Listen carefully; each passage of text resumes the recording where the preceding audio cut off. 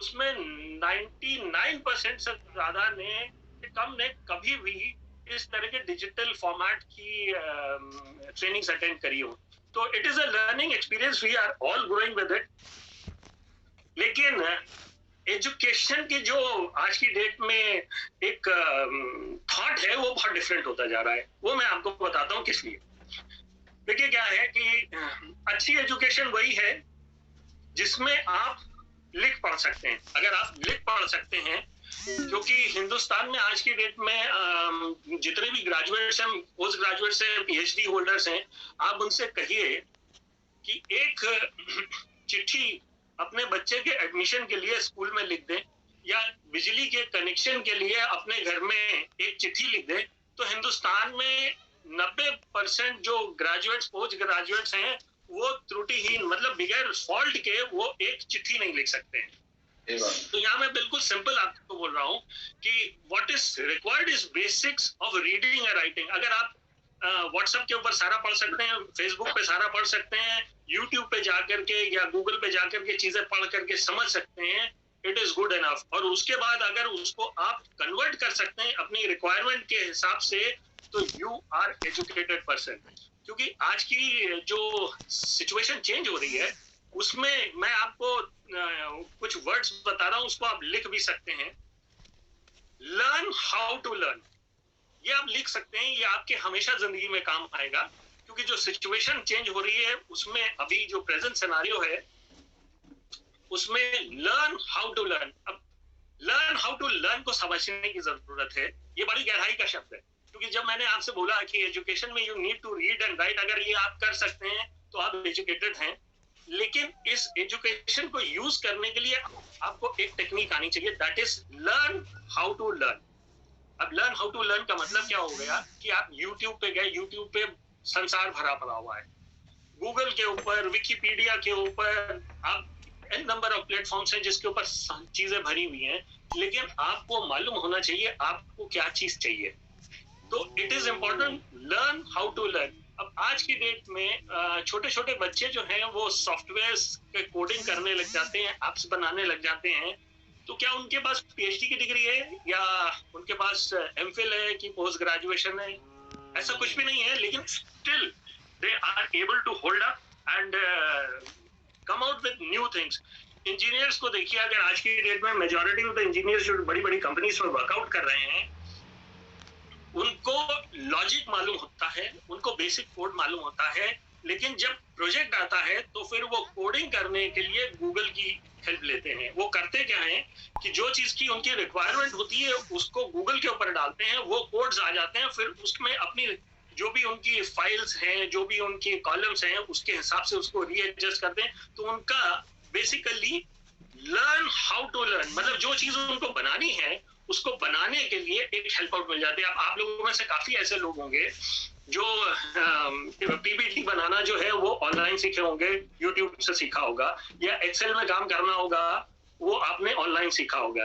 अब ये जो एक स्किल है ना, लर्न हाउ टू लर्न, ये आगे आने वाले समय में सबसे ज्यादा प्रचलित होने वाली है, सबसे ज्यादा बढ़ने वाली है, और उसी व्यक्ति को सक्सेस मिलेगी, डिग्री वाले को नहीं मिलेगी। 90% डिग्री 2050 आते आते आपको ऑनलाइन डिग्रीज मिलेंगी, लेकिन जो व्यक्ति ये समझ सकता है कि उसको जो चाहिए उसको किस तरह से आ जाएगा, उसकी प्रोग्रेस जिंदगी में और लाइफ में बहुत ज्यादा होगी।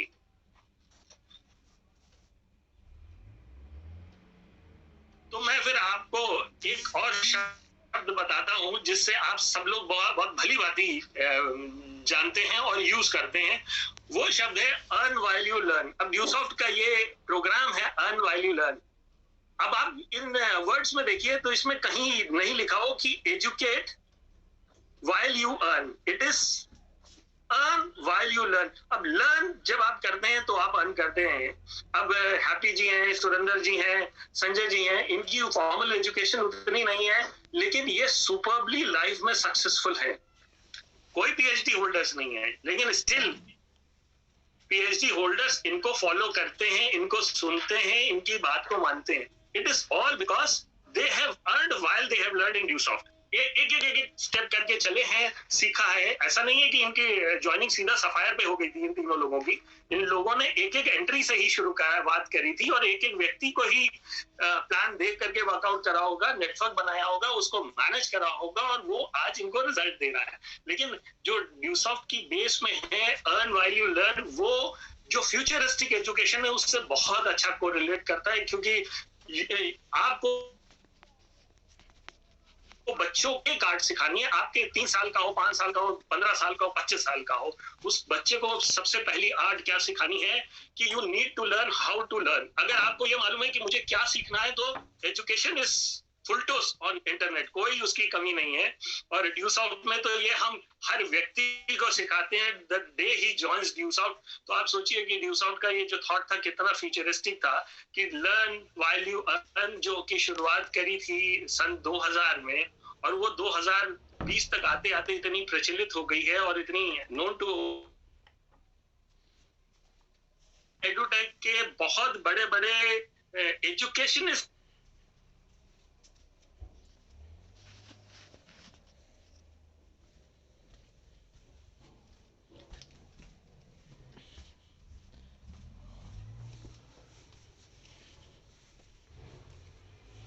बढ़िया सुने होंगे। और आप सब जानते होंगे बिल गेट्स का सबने नाम सुना है, मार्क जुकरबर्ग का सबने नाम सुना है और जेफ बेजोस का सबने नाम सुना है। अब इन तीनों में कॉमन सबसे ज्यादा क्या है? कई सारी चीजें हैं। पहली चीज तो है कि ये आईटी बैकग्राउंड से हैं। दूसरी, ये वर्ल्ड के सुपर रिच में आते हैं। तीसरी, ये टेक्नोलॉजिकल बैकग्राउंड से हैं। ये सारी चीजें इनमें कॉमन है, ठीक है। एक 1980 के दशक में थे और बाकी जो है सन 2000 के दशक में आए हैं और शाइन करा है। लेकिन अलग अलग समय में होने के बावजूद, टेक्नोलॉजिकल बैकग्राउंड होने के बावजूद, मैं एक कॉमन फैक्टर आपसे जानना चाहूंगा कि इनके बीच में क्या है।